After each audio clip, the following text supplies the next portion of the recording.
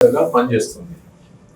అయితే ఇక్కడ ఏంటంటే మేము ఫిర్యాదు వచ్చిన తర్వాత ఇక్కడ పోయి ఎంక్వైరీ చేస్తే ఏదో ఉరి వేసుకున్నట్టుగా ఈమె కొన్ని కొంత లేని సమాధానం చెప్పడం జరిగింది.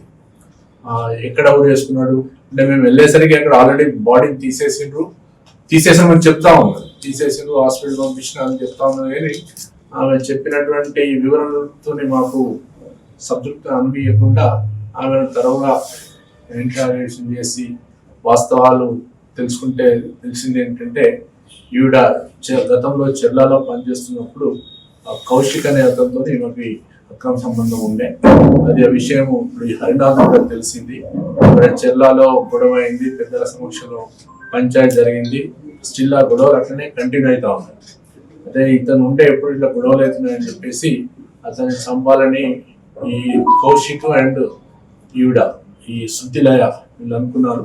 వారికి తోడుగా ఇంకొక ఇద్దరిని కూడా ఈ కౌశిక్ తీసుకురావడం జరిగింది. దాంట్లో భాను అన్న అతను ఒక అతను, మోహన్ అనే ఇంకొక అతను, వీళ్ళిద్దరు కూడా కౌశిక్ ఫ్రెండ్స్. ఈ భాను